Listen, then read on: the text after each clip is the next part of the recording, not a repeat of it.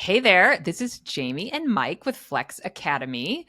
We are in the middle of our series on helping operators better run co working spaces. So, the first series that we did was on pre launch, helping co working space operators open co working spaces.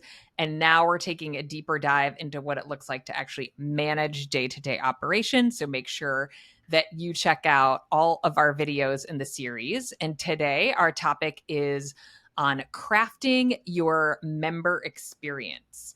So, we're going to first talk about member onboarding. So, member onboarding is near and dear to my heart. I think it is really, really critical to have a process, and you will change this process. Mike talked a lot in our previous video about documenting your standard operating procedures. So, think and be intentional about how you want to do things, get them documented, but then tweak away. You will definitely find things you want to change. You'll get ideas from other operators.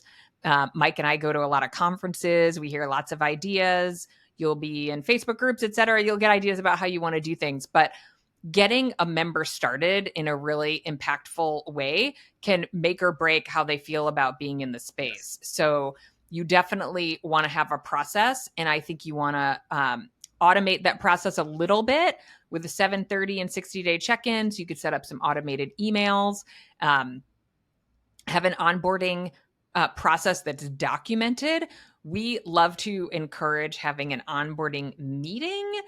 I'll be curious what Mike says about this. We know it's really hard to get new members like to sit down in a meeting and actually spend time with you, but it can be really meaningful if you can do that to get them to know them a little bit better and figure out, okay, who am I going to introduce them to in the community? Understand, what's important to them. Why are they here?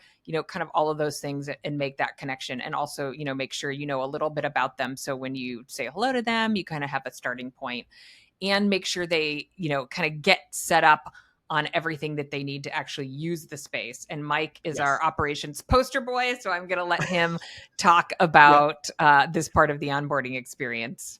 And thanks, Jamie. And yeah, to echo what you said, if you can make sure that they have a seamless onboarding experience, it's going to make them feel a lot more kind of just attached to you and connected and want to come work there more often, as opposed to kind of starting at a workspace and not really knowing how to use anything or who anybody is. It's not the best experience.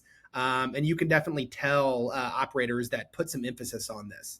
And so a lot of that starts with getting the members set up ASAP. When someone takes a tour and says, I want to work here today, sign me up, they came there to work and they want to start using your facilities, whether it's your meeting rooms, their door access, the printer. They want to start getting set up with that stuff as soon as possible. And they don't like it when you make them wait days or even weeks to get set up. And so, as we mentioned earlier, we did a whole episode on tech and tools, but automating this process is going to save you a lot of time and effort and make your members just a lot happier to get them set up in this space. So there's a couple things that you want to get them set up with quickly. A lot of this is going to be driven by your co-working space management software.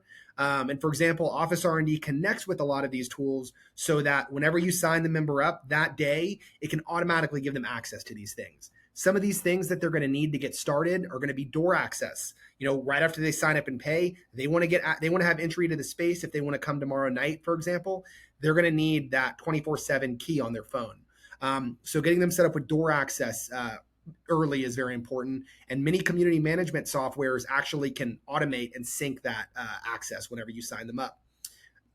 They're going to want to get instant access to meeting room booking. So you need to make sure that very quickly they can log into their member portal and book a resource, book a meeting room. You want to set them up with the phone app. If you have a phone app for your co-working space, you want to make sure that they're logged in and can actually go and book meeting rooms and start using their credits that they paid for immediately. Printing as well. They'll very quickly want to start printing things if your co-working space supports that. And you want to make sure that you have guidance for how they can do that. And then finally, member communication tools like Slack, for example. A lot of spaces will use a tool like Slack for intra-member communication and announcements. And so getting all of these people signed up on this stuff quickly is important, and many co-working management systems will automate all of this stuff. So as soon as you sign them up in the system and add a membership to them, they're getting their door access, they're getting their mobile app, they're getting Wi-Fi, they're getting printing, all very quickly and all very seamlessly. So that is so important whenever you first get a member set up, that it's quick and it's really going to just improve their experience with the space. And one thing I forgot, but it's also important, is a welcome email. You can do that and automate that through the technology, but I've seen some spaces craft really, really beautiful welcome emails, welcoming them to the community, and just letting them know about all the amenities that they can use and making them feel more comfortable. It might also include some of the community norms, an introduction, and I'll let Jamie jump into how you might want to talk about those whenever someone's first starting. Yeah, Mike, I was going through kind of as prep for this video. We do a lot of training on member onboarding in our community manager university with checklists and whatnot.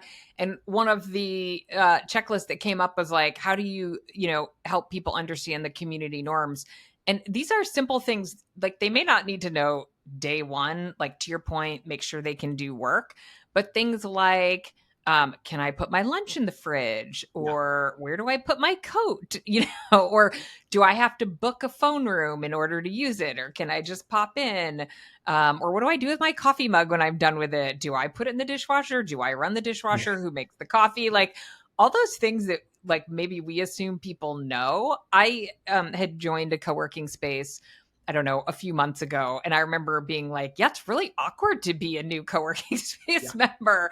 Like, I know You don't how know the things house work rules, in, you know? Yeah. You yeah, don't know what's I know acceptable how or things not. work in general, but everybody does it a little bit Yeah. different. And it's like having somebody over to your house, like just give them little Yeah. cues, like, okay, put your shoes here. And can I get you something to drink? Like, make sure you go through those things. And some people will even have, we used to have, a community norm section on our member agreement, just so that Yeah. they really committed to kind of playing along to the things that were important to us, which I've again, seen in that a your, lot. Yeah. yeah, and you could add that to your member agreement in a space management platform like OfficeRND.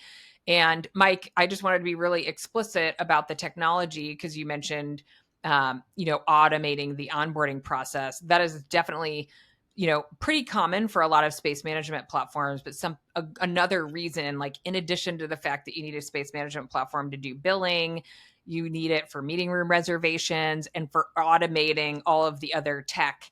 Your space management platform is like the hub, and the other tech is the spoke. So it's important to pick one that works well for you and helps with this member onboarding experience. Yeah, and Exactly. then yeah, I mean the next piece, Mike, you started to alluding to like community building.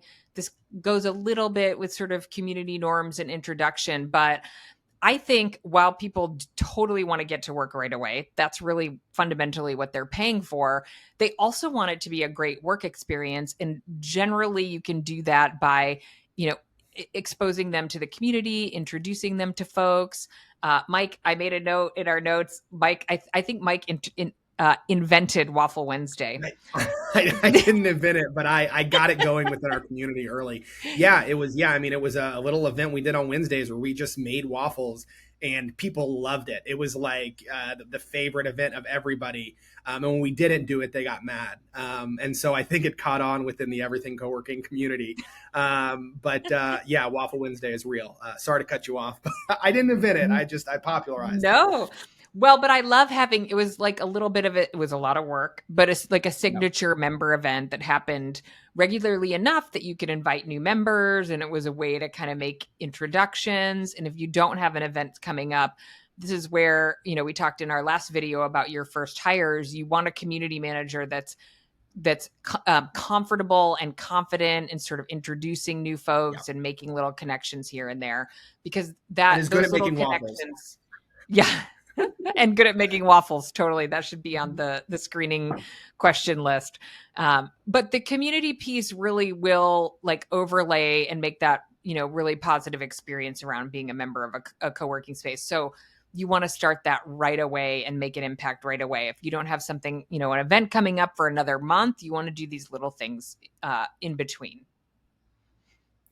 Yeah, and I mentioned earlier the email, and we'll talk about it in a bit, but you can put all of this stuff on your emails. And hopefully, whenever you first get someone signed in to your member platform and get them added to your email list, you're regularly communicating this stuff with them. And that takes me into the next section, talking about ongoing member communication. So the first one, and I think the really most important one, is email. We see a lot of spaces use MailChimp, HubSpot. There's a couple different software tools that help you build these branded email newsletter. And many spaces send these out weekly. You could do monthly, but this is where you're going to do things like highlight new developments at the space. Maybe you open a new meeting room, or maybe you're opening a new location. This is a space where you can highlight members. A lot of times I'll see someone do like a monthly member focus, and they'll talk about how they use the space and what they do. And if you need to use their accounting services or whatnot, you can. Announce things like Waffle Wednesday or those events. And so having a regular email newsletter, it does take some time to do. But once you build a template, it's relatively easy just to kind of edit the content a little bit each week or each month and send it out. And I've seen some really, really impressive kind of monthly member emails that go out and really make people feel a part of the community. Even if they don't come in very often, it's a great way for them to see what's going on and feel like they have been there through that member email and communication. Another way is through Slack. We mentioned it earlier. It's not only for member to member communication, but it's also a great place where you can announce new things, not just an email, but also announce it in Slack. And it's also a place where you might see some really interesting groups be formed or created. I know, like in my co-working space, some people created a book club, and I wasn't involved in this at all, but they literally created a separate book club channel. And then once a month, they would meet up and kind of manage that book club themselves. And so that's a great thing that Slack can help you do, is just promote that digital communication. And again, allow people that aren't there every day to feel like they're a part of the community, even if they're not physically there. Member events as well. We've covered that quite a bit, but having regular events, either highlighting members of the community. I mean, I remember we used to have people that were marketing experts host like a marketing overview and how to use Google Ads and SEO as an event. That was one of our most popular member events because everyone there is generally a small business or a medium-sized business, and things like this are stuff that they would love help with. It also can drive business to those members who are running the events because they're the local experts in the space. I'm going to mention signage. I love digital signage. Back in my former career, I worked in an audiovisual company. And so I love digital signage. And I had digital signage all over my space. TVs are relatively cheap these days, and you can put them everywhere. And you can just get like a PowerPoint or some sort of slideshow and run it on the TVs to advertise members, events, specials, all sorts of stuff. But having that ongoing information within your space really, again, just helps the members feel like they're part of the community, know what's going on, and get excited about the next upcoming event. And then finally, this arguably is the most important one, but whoever's sitting at your front desk, whether it's the community manager or the coordinator, they are your number one advocate for letting everybody know what's going on. You need to have someone at the front desk that's going to, when a new member walks in or just an existing member, let them know about what's happening. And they need to be very forthcoming with the information. They're kind of like the link that keeps your space together and sets the vibe for your space. So it's really important that community manager at the front desk is on top of communicating all of these things across, physically in person and a lot of these other channels. And you really need to over communicate with members. They have so much going on. And while they might love your workspace, like they're not thinking about it all the time. And so you probably need to let them know 3 or 4 times about an upcoming event for it to actually register with them. And so, yeah, that's important. Anything you think that I missed there, Jamie, or any other, important things you want to mention regarding the member experience and managing that and making sure it's good? No, I think this was a great introduction. And I think, Yeah. the key here is just, be intentional and then keep iterating. And it can be tempting to sort of get focused on things on the back end, but creating that good member experience and maintaining good communication with your members is really critical to keeping them happy and retaining them.